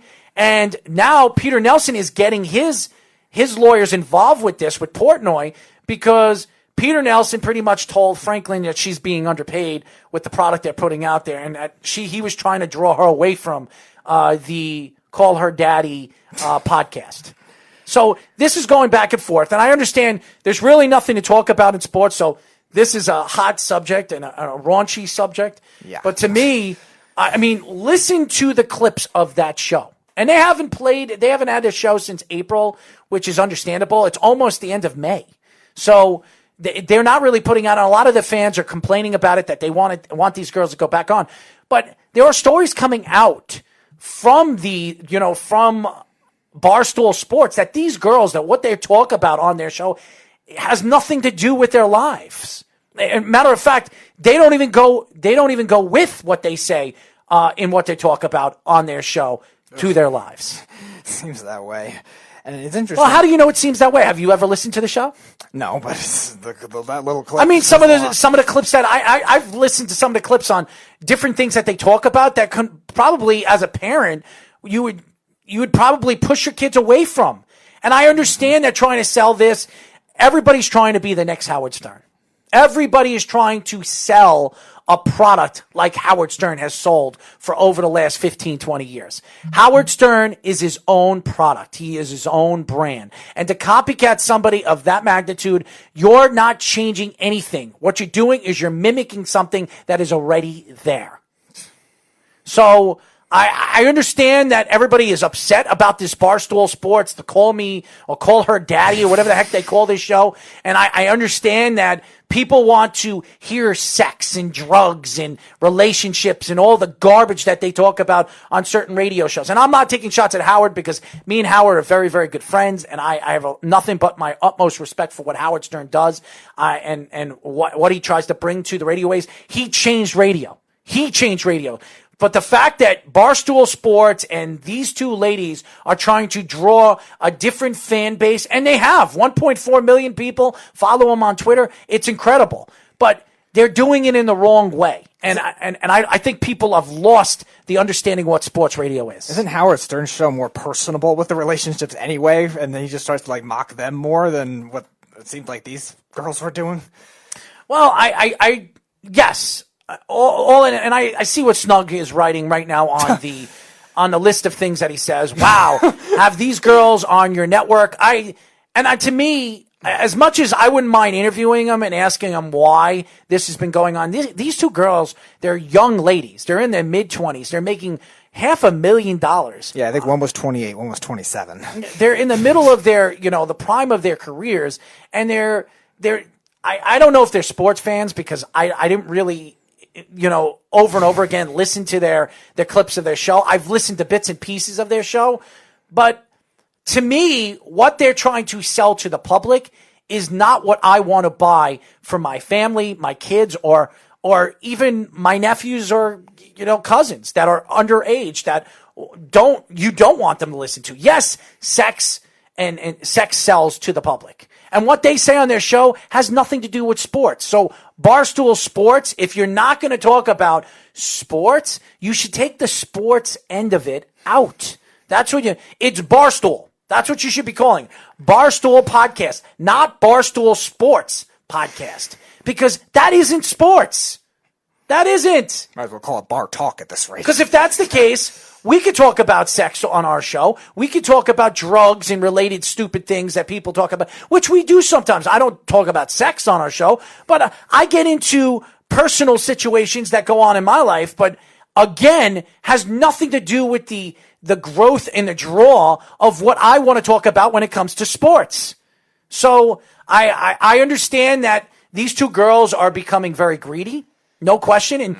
And to me, Dave Portnoy has every right to sue these two ladies and to sue the HBO executive, Nelson, on what's going on with his product because he owned the rights to Call Her Daddy. Okay. So he owned the name, but again, he doesn't own the person. And Portnoy paid these two young ladies a lot of money. And unfortunately, that money's going to go to waste because these ladies are going to be laughing to the bank. I don't know what's going on with their product, and their product will probably never be played on Barstool Sports again. No, I can't imagine so. And even if it had any affiliations with HBO because of Nelson, which I'm not sure how directly it was related to their channel, but if there was any relations with that too, which is another large company, those are going to go away too. I can't imagine them winning that kind of lawsuit. And I know I see Snug saying, well, you're talking about selling Speedy's vibrators every single week. Hey, by the way, and I will say this, Snug, I do make jokes and I crack jokes about a lot of stupid things on our radio show, but all in good fun. These two young ladies are talking about sexual things on a sports radio podcast. That to me, I'm sorry, if I'm wanting to listen to sports, I'm not going to sit and listen to these two young ladies talking about sucking things and doing things off air. So again, I have a lot of respect for what the content that they're trying to bring and what Barstool is trying to bring to their product. But I don't like the fact that you're going to put the name sports under Barstool Sports, because if you're not talking about sports, it shouldn't be implemented into their category of sports. And even HBO, if they showed anything with that on HBO Sports, I don't know if they did, but that's going to look bad for them too. Now, before we go, and I wanted to get into debate hour, but I don't think we're going to get an opportunity to do that. And I want to give a shout out to Tommy Thrall for joining us, Cincinnati Reds radio announcer. He really gave us some good insight of right now what's going on in Cincinnati, the pandemic, and some of the players. We did talk about Pete Rose, and we talked about some of the young players in their farm system, and Sonny Gray, how he had an unbelievable season last year, which we knew what was going to happen when he left the New York Yankees. But it's still surprising in that park, though, because that park never benefits pitchers. Sonny Gray has been a dominant pitcher. When he was on the Oakland Athletics, he was one of the best pitchers in the American League. The fact that he didn't really bring that to Yankee Stadium is very, very surprisingly, but maybe it just didn't work out in a big city like that. Maybe the fans didn't make him feel comfortable. So still surprising, though, just outside of Coors Field, probably. It's the second biggest hitter's park in the National League, though. Well, again, that doesn't matter. Maybe a pitcher, maybe his style of pitching fits that ballpark in his eyes. So, again, shout out to Snug the Cat, who keeps saying, I do love Debate Hour. Yes, and we will have a whole show of debates on Thursday with the PSO media organization, sports media. It's going to be them versus us. We're going to be debating. We're going to be posting it up all over social media where you guys can vote who won the debates and the arguments of what we're going to have. We're going to be talking and debating about different things from MLB, from the NBA and the NFL. And you can actually call the show during the show and argue our points with their points and get involved with the conversation. So it's going to be really, really fun and very, very interesting on Thursday. It's the first time we ever did this against another media company. So we'll see if it's a sellable tactic. And if it is, we'll do it once a month with other different media companies and face other different media networks around the country and see if they can compete with us with our debating and our trivia in sports. But before we go, I do want to get into this specific topic. There are certain professional athletes that don't get respected that are in the Hall of Fame. And we have been talking about this for the last couple of months. We really have not gotten an opportunity to get into this conversation because, yes, we have a lot of great guests that have joined us in the last couple of weeks, and we'd like to thank Jillian and Ricky for bringing them in, and same thing with Speedy, getting in touch with all these great play-by-play ex-athletes, analysts joining us. We really appreciate them, and hopefully we get them on in the near future as well. But this topic has really been bothering me. And there are a lot of athletes that are inducted into the Hall of Fame that don't really get their respect. They really don't. And it bothers me more than anything in the world because as a fan, as a sports fan, and as a person that follows professional sports, really since I was the age of 5, and I was a Jet fan at the age of 6. I was a Yankee fan the day I was born. And I started watching baseball when I was 4 years old. And there are a lot of players that are inducted into the Hall of Fame that don't get enough credit. They really don't. Now you see guys like Deion Sanders gets all the love, all the plateau, publicity, the plateaus of how great of a player he was, and trying to compare him to his style of sport, to other styles of sports, and that's great. It really is. But there are other players that were inducted into the Hall of Fame years before that don't get any credit. Not their credit due. That's for sure. Yeah, a lot of corners, especially in the 60s, like pre-Super Bowl era too. Guys like Night Train Lane, those guys don't really get as much recognition. And when you're judging like the top corners we've ever seen, you talk about Darrelle Revis and Deion Sanders, right? And then again, if you want to even use more modern examples, that's really all they're going for. Even guys that played in Sanders' times too that get forgotten. Guys like Rod Woodson, like he's one of the best defensive backs, both corner and safety. So you're looking at a case where a lot of those guys get forgotten because of just the biggest names that come in there. And every sport has that to an extent, just guys that are forgotten about.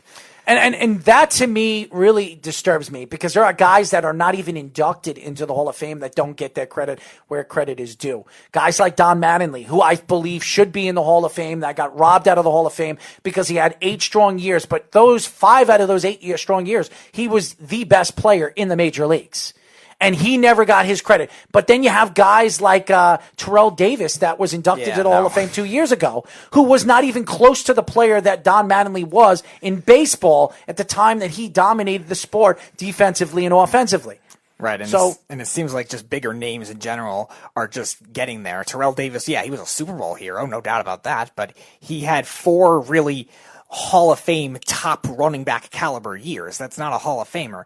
Like you were saying, probably 8 is probably a fair number to judge, depending on the position, to be able to judge, all right, this guy should qualify for the Hall of Fame if he had those 8 great years. I think that's a perfectly reasonable amount. 4 with Terrell Davis. I know he led the league in rushing, I think 2 different years, but that's not really Hall of Fame when you were only good from 97 to 2001. And there are a lot of other running backs, too, that in this era that probably are going to get kept out because they got hurt, that deserve it more than Terrell Davis. Probably a guy like Jamal Charles, who got at the end of his career. Jamal Charles is the all-time active leader in yards per carry, and he probably won't get in because of his injury, yet Terrell Davis is going to get in. It's crazy, and that's what really bothers me more than anything, because they have guys, and a lot of guys, even in the basketball days of the late 90s and early 2000s, Gilbert Arenas was a great player. Mm-hmm. He was a great player. People forget that Gilbert Arenas was one of the best guards in basketball for 4 or 5 years. Now, do I think he's a Hall of Famer? No. But nobody talks about Gilbert Arenas. Nobody gives him the credit that credit is due. But they'll give guys like Steph Curry all the luxury of how great of a player. He's one of the greatest point guards to ever play. Meanwhile, if you look at his career and compare it to Gilbert Arenas' career, Steph Curry won back-to-back MVPs. No question they did. And Gilbert Arenas never won an MVP. But Gilbert Arenas played in a time where there were Kobe Bryant, Shaquille O'Neal. If you look at the players right now, the consistent players that are in the league, it's not as dominant. It really isn't. Now, I know a lot of people are saying, well, what are you trying to get to? Why are you trying to argue these points? My argument here is that I look at guys like Ronnie Lott, who I think people forget how great of a safety Ronnie Lott was, okay? Even Todd Bowles, okay? And say what you want as a defensive-minded coach and as a coach for the New York Jets. Todd Bowles was one of the most underrated safeties in NFL history, but nobody talks about him. Nobody talks about him as a safety. Unless you know football, nobody gets into the right mind of getting into conversation about how great Todd Bowles was as a player and that he won a championship with Joe Gibbs' Washington Redskins. And that team as a whole, outside of mainly Darryl Green, that was all the big names were on offense. So some of those other guys that were good on the defensive side, outside of really Darryl Green, they get forgotten because of that, just because of what team they're on too. And you could look at anything. You could look at team. You could look at position. You were talking about big men earlier. Look at all the big men that are talked about in the NBA with Shaq and Kareem Abdul-Jabbar, guys like that. And then there's guys like Moses Malone that are forgotten about, when Moses Malone's, I think, a top 5 rebounder of all time. So these guys get forgotten a lot of the times for many different reasons. And then you hear in basketball, you talk about Dr. J or Bill Russell or Walt Frazier or Wilt Chamberlain. But you don't remember, unless you go back and you really talk. How many people talk about how great of a player Jerry West was? Jerry West, if you know, he is the emblem of the NBA. Mm-hmm. Jerry West. That's mainly what everyone knows him for. People don't realize that Jerry West is one of the greatest guards to ever play the game. Might be the greatest guard to ever play the game that nobody even talks about. Everybody keeps talking about, well, they're talking about John Stockton, or they're talking about Steph Curry, or Jason Kidd. How about Jerry West? How dominant Jerry West was. And when Jerry West played, there was no three-point line. There was none. He was a great three-point, deep ball shooter, but there was no three-point shot. Right, somebody like Pete Maravich and George Gervin, guys like that too, played before the three-point line. They were great shooters too. But all people remember Jerry West as, he's one of the greatest GMs of all time. How about the player that he was for the Lakers, and how dominant he was on the basketball court? Well, I don't know, because I never got a chance to watch him play, but the stories that I hear and the person that he was as a player, he doesn't get enough credit as a player. He doesn't. A lot of those guys don't, that played right in that fringe era, because people talk about the 80s basketball and the 90s basketball. A lot of times the 70s gets a little disrespected, because it was kind of after the 60s where there were only certain teams that were very good. Like the Celtics were very good, the Lakers were very good, and whatever team Wilt Chamberlain on was very good because he was very good. But the 70s are kind of lost because there's a lot more parity at that time, but there were still a lot of great players that are forgotten about on those teams too. How about Rick Barry, who's one of the greatest forwards of all time, and he was one of the last people to shoot foul shots underhand. Yep. And if you look at his shooting percentage at the foul line, it's one of the great. It is the greatest of all time. I think it's 8th all time or something like that. It's crazy. 89.4, I think it is. It's crazy, but nobody gives him the credit. And he speaks very, very highly of some of the players that are in the league now, but some of the young players in the league now don't even know who Rick Barry is. And that bothers me more than anything, because I understand how the leagues try to transition the game. And we were just talking about defense to offense, but you cannot hide the great players from each sport. You cannot. And a lot of these young superstars that you talk about, Steph Curry, Klay Thompson, some of these guys, I can guarantee you, if we put names from the 60s and the 50s, probably don't even know who the hell they are.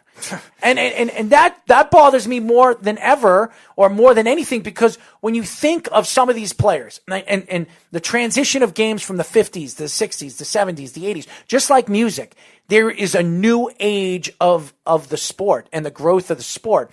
And you have to go back and really look at the forefathers of those sports every 10 years, every decade. And I don't think people really understand the greatness of some of these players, and even some of these players that never get inducted at the Hall of Fame because they didn't have a longer lasting career like some of these other guys. There are guys that are still not in the Hall of Fame that deserve to be there. And the fact that these reporters or these writers are not inducting them into the Hall of Fame because they didn't get along with them is completely asinine. It really is. Yeah, especially in baseball, those writers, they induct like 2 guys a year. It bothers me as a sports fan, and I don't think a lot of these athletes get enough credit. Even the ones that don't get inducted are on a fringe of making it to the Hall of Fame, like Fred McGriff, as we talked about yesterday with Charlie. He talked about how great Fred McGriff was, but he's not in the Hall of Fame. He had 493 home runs, but he's not in the Hall of Fame. He's one of the great, in 15 years, he was one of the great first basemen we've seen. But Chipper Jones is in the Hall of Fame, first ballot Hall of Famer.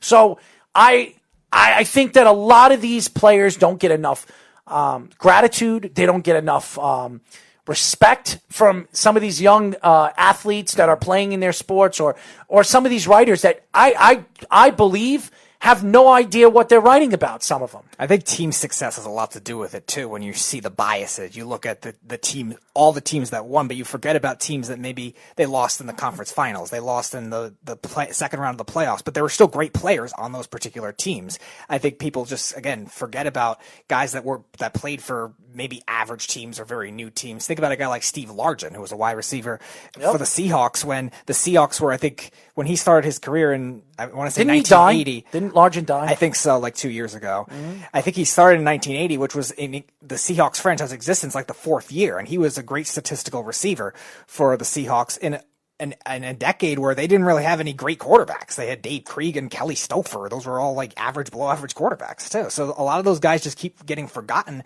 because they didn't play on these great franchises, these great teams, the dynasties of that time too. It just bothers me because I'm a huge sports fan, and I have a lot of respect for some of these older athletes that really don't get the recognition. And when you watch the documentary of The Last Dance, and you really get to know the Chicago Bulls as a whole organization, and Jerry Krause is still not inducted into the Hall of Fame, which is, to me, appalling to what the Chicago Bulls really are as an organization. Jerry Krause was the one that built really that franchise. Say what you want, he didn't draft Michael Jordan. He didn't. But he made the trade for Scottie Pippen. He brought in Dennis Rodman. He brought Luke Longley and Kerr and Paxton and all those guys in over the years. He's not inducted into the Hall of Fame. He was never inducted into the Hall of Fame. Why? And he traded for Pippen in a time where you didn't really see those kinds of draft trades happen too much in the NBA. You always see it in the NFL, but in the NBA, you didn't really see that. If that's your guy, and you hang on to it. And obviously, that didn't happen with Pippen in his draft in 1987. So that really bothers me when I see players get inducted to the Hall of Fame that don't belong there, and then players or GMs or anything, players, GMs, or organizational owners that don't that are still not there. George Steinbrenner is still not inducted into the Baseball Hall of Fame. Wow. George Steinbrenner. They are that stingy. Wow. Jeez. I'm almost 100%, and you can look that up. I'm almost 100% positive George Steinbrenner is still not inducted into the Baseball Hall of Fame. Why? That's what I want to know. Why isn't he inducted? You got guys like, who was the last commissioner for baseball? Bud Selig. Bud Selig, after he retired, he's in the Hall of Fame. Nope, George Steinbrenner's not in the Hall of Fame. Jeez, that is as stingy as you could get. And I've bashed the Baseball Hall of Fame for being that, but that's as stingy as you can get. An owner of a team that's been that successful for that long. Successful, he's the boss. He's the guy that changed baseball, changed salary caps, changed that. Everything that's going on right now in baseball has everything to do with the New York Yankees, the Boston Red Sox, and the Los Angeles Dodgers. Mm-hmm. They transitioned the game. They changed the game. And George Steinbrenner was the lead guy. He's the one that really changed everything. How is it that George Steinbrenner is not in the Hall of Fame, but Bud Selig is? The guy that didn't want to take responsibility of the whole steroids in the late 90s and early 2000s, which pretty much threw Mark McGwire and Sammy Sosa and Rafael Palmeiro and Alex Rodriguez and David Ortiz and Manny Ramirez all under the bus. All of them. And practically killed Cam Caminiti, whatever his name is. Mm-hmm. Cam Caminiti, who was a part of the San Diego Padres in the time in 98 when they went to the World Series against the New York Yankees. And he was heavily on steroids. And when people found out that he was cheating and all that other stuff, it really killed who he was as a player, the little bit of time that he was on top of the world as a player with the Padres. Right, and especially contradicting since they're not letting it's Cam Caminiti. Yeah, they're not letting any steroid guys in player-wise, yet they're letting him in who kind of encouraged it, embraced it, and again, that drove the sport, and they didn't really care, but they let him in and not the players. It's kind of weird. You pick one side. Well, it bothers me more than anything when I see players get inducted to the Hall of Fame that don't belong there, and then players that do belong there don't get the respect that they deserve. Now, well, actually, I don't like the fact, and I'm going to go back because I'm going back and forth over here.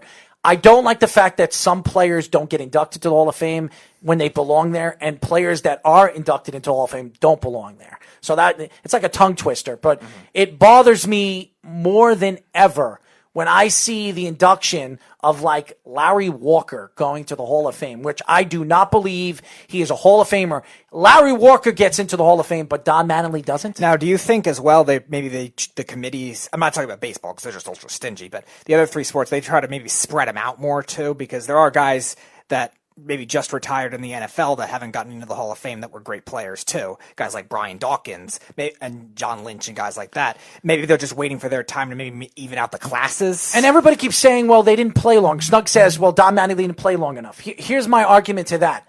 Don Mattingly had injuries. So you're going to blame Don Mattingly because he had injuries. He had 8 strong years where he couldn't play 10 or 12 years that you're not going to induct him. If you look at the 8 strong years that he dominated the sport, how many players could you say have the numbers defensively and offensively and did what he did on the field at the time that he did it? And I'll tell you, not many.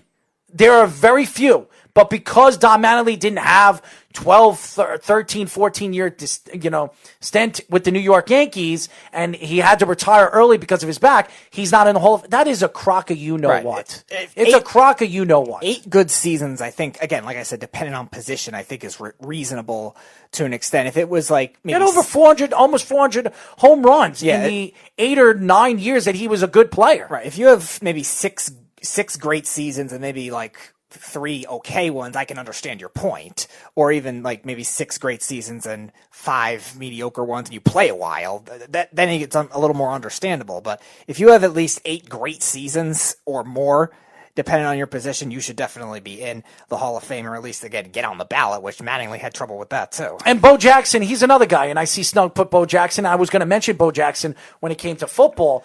Bo Jackson was one of the greatest all-around athletes. So is Dave Winfield. Dave Winfield was drafted in 3 different sports. Bo Jackson was drafted in 2 different sports. Bo Jackson played dual sports, just like Deion Sanders. Deion Sanders went to the Hall of Fame in football, didn't go into the Hall of Fame in baseball because he wasn't that great of a baseball. He was a good baseball player, but he wasn't a great baseball player. He wasn't the elite baseball player. Bo Jackson was an elite baseball player and an elite football player, but Bo Jackson had bad hips, and he was never the same player when he hurt his hip. So I understand what you're saying, Bo Jackson, but Bo Jackson only had 4 good years of playing professional sports. Don Mattingly played 8 or 9 good years of professional sports. 8 seasons if you are in the NFL, not in the MLB. I'm sorry. Like I said, it depends on the position. I think How long did Bo Jackson play in the NFL? I think he was referring to Mattingly when we said the 8 great seasons. I'll look at Bo Jackson, but again, like I said, Snug, I said depending on position. John Mattingly played in the field. He wasn't a DH. He wasn't a catcher or anything like that. That you didn't play the field. How many Gold Gloves did he win? He was the best first. 7, he was one of the best first basemen in the league when he was dominant. He was one of the best offensive players in the league as well. So again, Don Mattingly dominated the sport for almost 6 years. He was the best all-around player in baseball, and he's not in the Hall of Fame. To me, it's a joke. 4 Bo years. Jackson played 4 years, and I think that maybe that 1990 season was when he had that bad hip injury at that point. 4 years Bo Jackson played. He doesn't belong in the Hall of Fame. Was he a great athlete? Absolutely. But you can't compare Bo Jackson to Don Mattingly. You can't. Donnie Baseball was a different player, but I'm not even bringing up Don Mattingly. Let's go and look at some of the players right now that are not in the Hall of Fame in the NBA right now.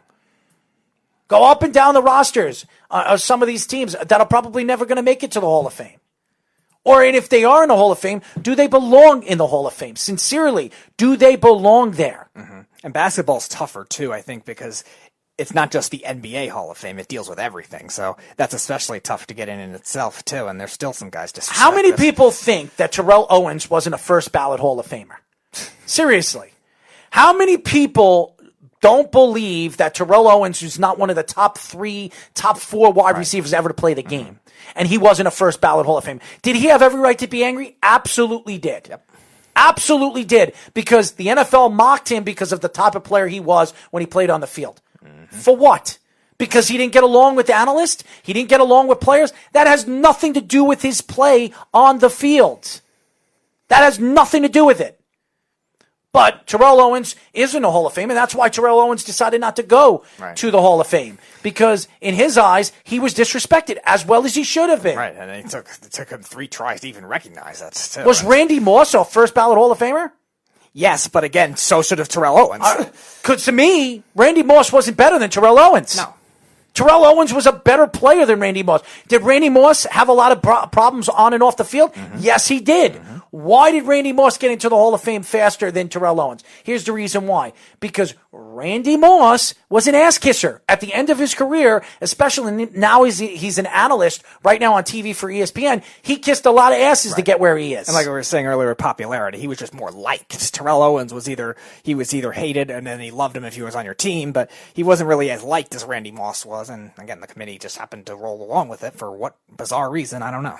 To me, it's disturbing when you see the sport and you see the growth of some of these athletes and why they're not in the Hall of Fame, or if they are in the Hall of Fame, they don't belong there. And there are a lot of players right now. If we go up and down some of the rosters in the MLB, the NBA, and by the way, the MLB used to be so stingy on letting people, inducting people into the Hall of Fame. When you let guys like Lee, what's his name?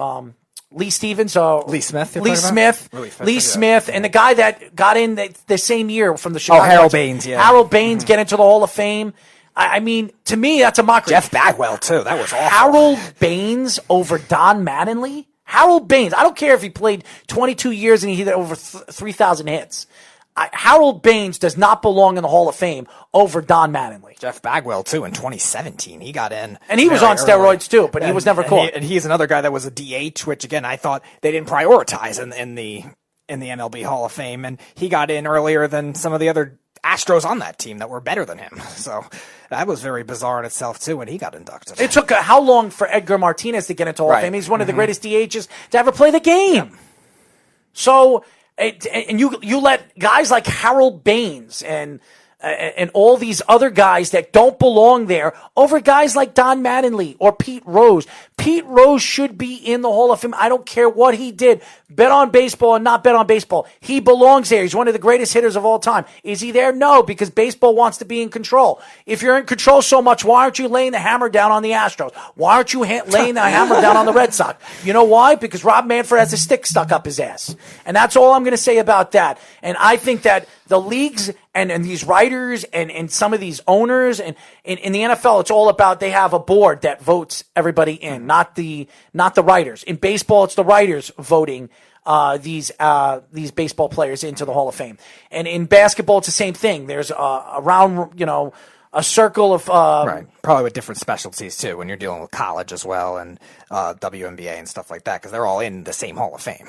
It bothers me because I think that a lot of these athletes, especially when you talk about some of the greatest athletes of my era in the 90s and really had I wouldn't say short careers, but 8 or 9 years, they should be inducted to the Hall of Fame. If it's 8 great years, they should. I would say that's Don Mattingly had 8 great years. That's a good reasonable. Go look at Don Mattingly's numbers right now. I think that's, again, a perfectly reasonable cutoff. If they're all great top just go to Don Mattingly's numbers. Top 3 at your position years. So Don Mattingly, 84, had 23 home runs, 110 RBIs, and hit 343, which led the league. 1985, he had 145 RBIs, 324, 35 home runs, 31, 113, hit 352 the next year, 31, 15, hit 327. Jeez, that's a lot. That is a lot of some of the best seasons of the 80s, really. If you look at Don Mattingly, yes, he has 222 home runs in his career. It's not Hall of Fame-esque. But if you look at the games, the amount of games and at-bats he had 7,003 at-bats. He had 2,153 hits. Don Mattingly did that in really an 8-year span, a 9-year span. I mean, he had a longer career. If you look at his career, he played about 12 years. But if you really look at his career, the last 3 or 4 years, he really didn't have much of a career because of injury, his back injury. Don Mattingly played 8 or 9 strong years. And if you look at his numbers, 2,153 hits, he's 900 away from having 3,000 hits in a shorter stint than Derek Jeter did it in 20 years. Right, and judging all his previous batting averages in his prime, that's possibly 5-6 years. That's it. He would have done it faster than probably half the players did. Guys like you talk about the guy from Kings Park, from the Astros. I'm sorry. Oh, Bagwell? Not Bagwell. Biggio? Yeah. Craig Biggio. You didn't know he's from Kings Park? No, I didn't. Well, Craig Biggio, a guy that hit 3,000 hits. It took him almost 20 years to have 3,000 hits. He was a phenomenal defender, too. Yes. Don Mattingly's one of the greatest defenders at first base of all time. One of the top 5. Top 5. Is that crazy to say that when you talk about some of the great defensive players that we've seen at first base? Probably him and Keith Hernandez, probably at the top. Yes. I mean, it's incredible. And he doesn't get the credit where he deserves. And he was a Major League Player of the Year. So this is a guy that's one of the greatest first basemen ever to play. He's never going to get the gratitude or the respect that he deserves in the Hall of Fame.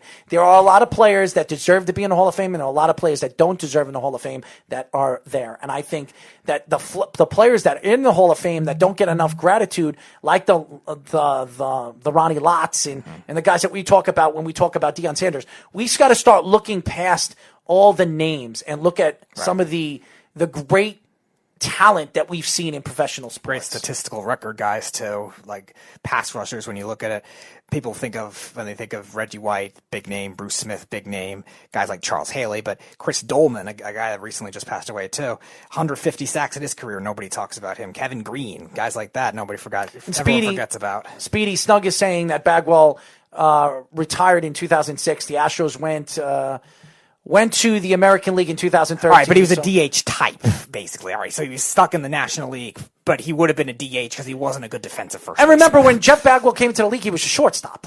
They moved him to first base. Right. So, I'll tell you this right now. Do I think Jeff Bagwell did steroids? I absolutely do. If you look at Jeff Bagwell and what he was as a shortstop, and when they moved him to first base, the Astros moved him to first base, he was a different player, really different size. His forearms were huge. I mean, I can't say that he was or he wasn't because there was no proof to it, but let's be honest. Yeah, it's tough to tell. Right? Let's be honest. And the fact is I'm not taking shots at Jeff Bagwell here that he doesn't belong in the Hall of Fame. if Jeff Bagwell's in the Hall of Fame, Don Mattingly belongs in the Hall of Fame. Right. I'm not even saying he's necessarily undeserving, but that quickly, I think that was only his second year of eligibility or something like that. Don Mattingly was completely wronged. There are a lot of players that were wronged into the Hall of Fame, and a lot of people that shouldn't be there that are there. And unfortunately, that's just the way professional sports are. It's become a love or hate relationship. Right. And how about Albert Bell? Albert Bell should be in the Hall of Fame. Albert Bell is one of the greatest hitters I have ever seen in an 8-year span. You want to talk about a power hitter that was unbelievable? This is a guy that had 381 home runs. He batted .295. Go look at his numbers. He had some of the craziest RBI numbers back-to-back years.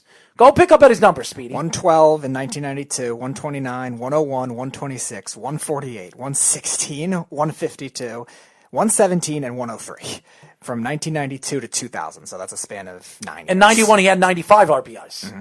So he had almost 100 RBIs. So practically his whole career, besides his rookie season and his second year, he was a 100 RBI guy. Why? 5 Silver Slugger awards. Why isn't he in the Hall of Fame? Mm-hmm. Because the writers don't like him.